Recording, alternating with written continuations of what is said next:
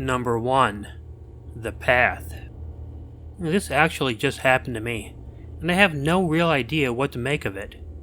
You see, I get pretty much everywhere by walking. I walk to work, I walk to the store, I even walk to the gym, and I also tend to take the same path every time that I go somewhere. I guess force of habit, you know. But when you take the same route over and over again, sometimes it can just get really boring. It can make it seem like the walk is taking more time than it actually is, which can be a little frustrating.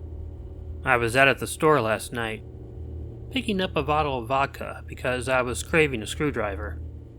Although I took the route I usually do, which has me walking to the end of the street, putting me right on the edge of the neighborhood. It is the main street right there. However, on the way back home, I began to feel a little antsy. So I decided, pretty much on a whim, to take a different way. I decided to cut through the middle of the neighborhood, which wouldn't get me to my house any faster, but at least it would be something different. I had never walked down that street at night before, and it was definitely late at night.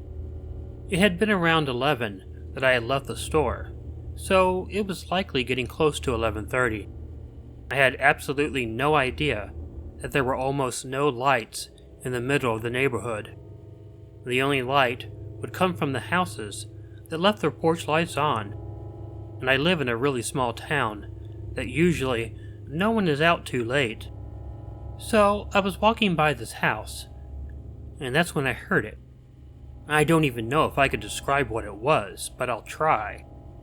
At first, I thought it sounded like a bunch of rusty gears, or rusty machinery cranking.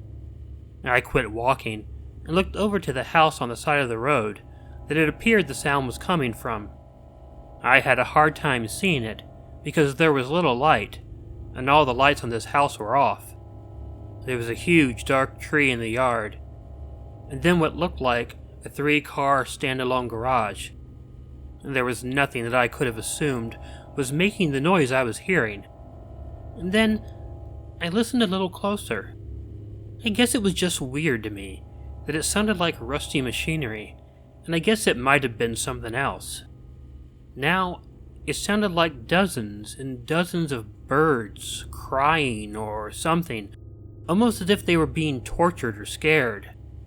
I couldn't tell if it was coming from the tree, or if it was coming from the garage, or neither.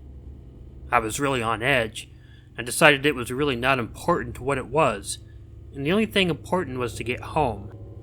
So I turned to walk down the street, but God, that made me feel so utterly uncomfortable, having my back to whatever that awful noise was. While I was walking, I had to keep looking back to make sure no one or nothing was following me. I guess the strangeness of the situation, along with it being dark and late at night, got my anxiety buzzing. As I got further down the road, the sound, of course, was getting fainter because I was walking away from it. I had to turn left down another street, which was equally as dark and equally as dead as the one I had been on. I did, however, feel happy that I was then further away from whatever was making that god-awful noise. But as I passed the second house on the street, I noticed something. The sound had moved. Where it had been getting lighter, now it was getting louder and louder, as if whatever was making the noise was coming towards me. I stopped and looked at the house to my left, which was completely dark. Whatever it was now seemed to be coming from behind that house. I really began to get nervous. I'm not sure if most people would find this scary in the telling, but if you were there with me, you would understand how frightening it was. Something was making the weirdest noise I ever heard, the sound of hundreds of birds being tortured or something, and it was following me. I tried being brave and was just going to turn and finish walking home, but right before I did, I saw movement in the side yard of that house. It was hard to make out, but there was a considerably large figure way back in the yard, and it seemed to be where the noise was coming from too.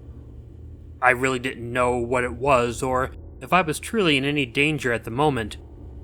However, it was such a strange situation, and I was all alone in the dark. I really didn't know what else to do, so I just turned and ran down the street. I turned onto my street, got into my house, and I locked the door, something I usually don't do because the neighborhood is not dangerous. I don't know if the sound followed me. I do know that I did not hear it outside my own home, however.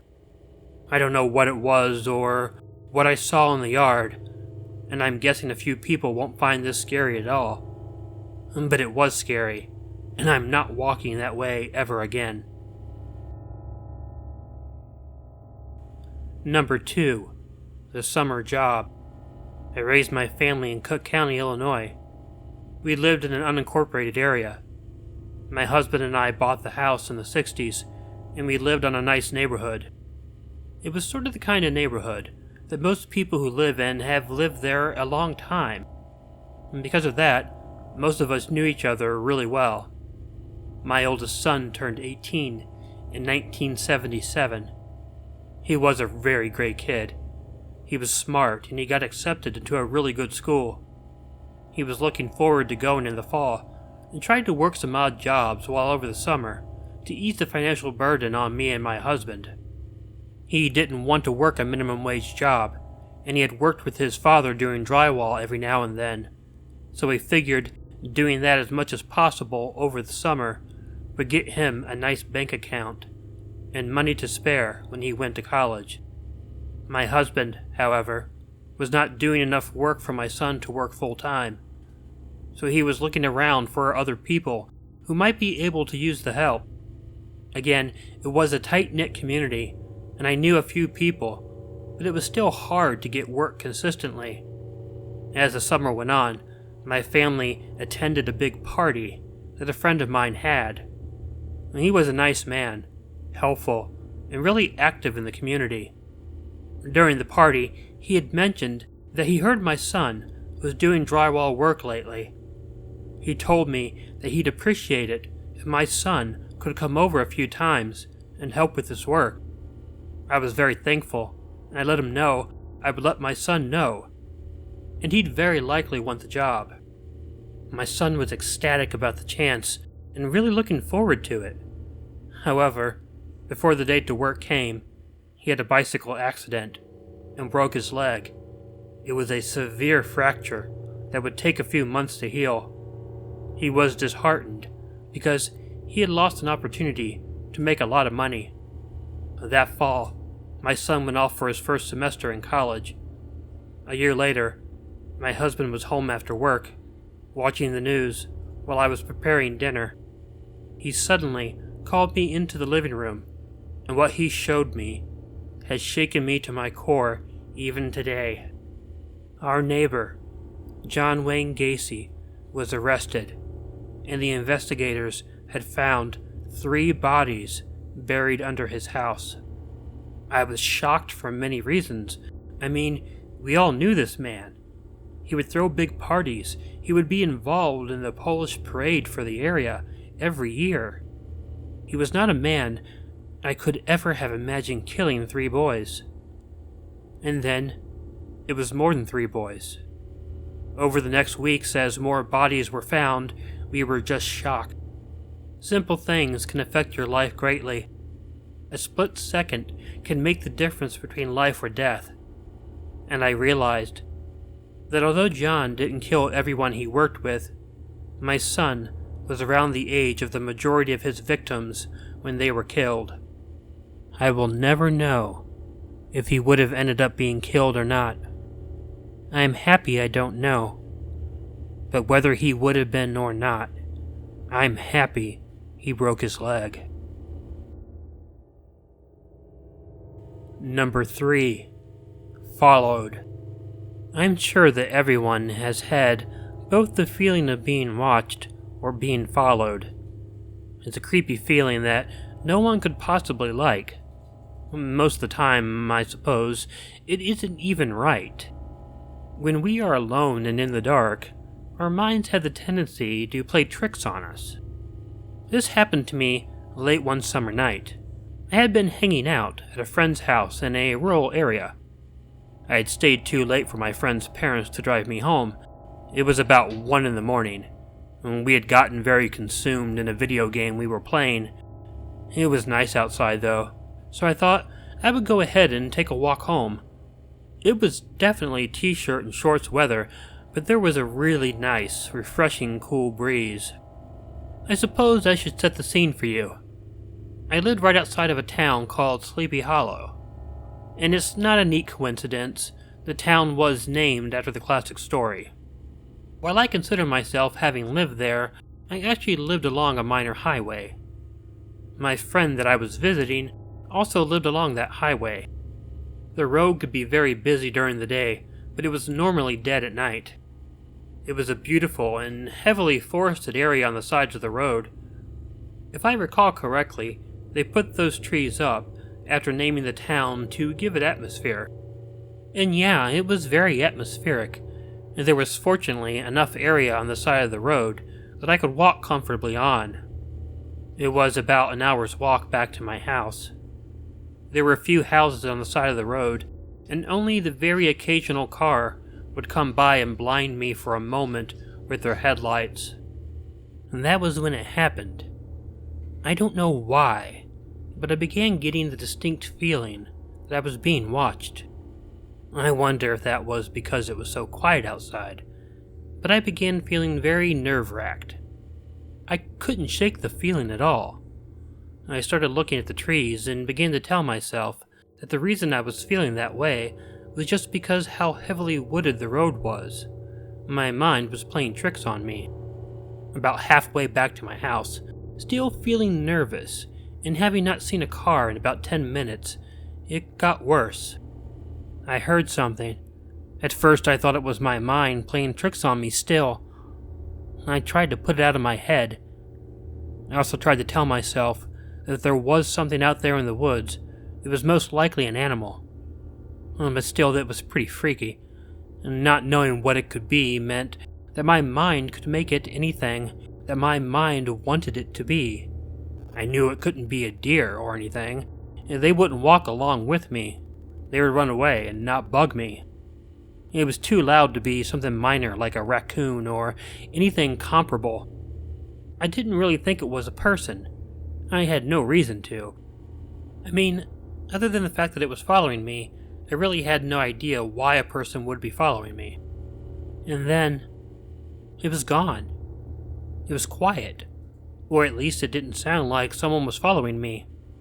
And for a few moments I felt exhilarated. It was probably just an animal. I felt better. I began walking again until I heard something else. I heard what sounded like someone running on gravel behind me. I turned around just in time to get hit in the face with something. I did not even see who did it, but it hurt and I fell down. And the person began grabbing at my pockets, obviously looking for money or something. I kept trying to fight him off, but I wasn't able to. I guess the struggle I put up was what ended up helping me in the end. A car was on the road, approaching our direction. My attacker must have gotten scared and ran off back into the forest. The car caught me in its headlights, and the driver stopped the car. I told them what was going on, and they got me in the car and took me to my parents' home. My dad got up and phoned the police, while my mom took me to the hospital. It was awful, and it made me scared to death to ever walk down the road in the middle of the night ever again. What is worse is that nothing ever came out of the investigation either. I never saw the guy. I couldn't give a description. Fortunately, though, I wasn't severely hurt. Hey all, Killer Orange Cat here. I wanted to let you all know how things have been going.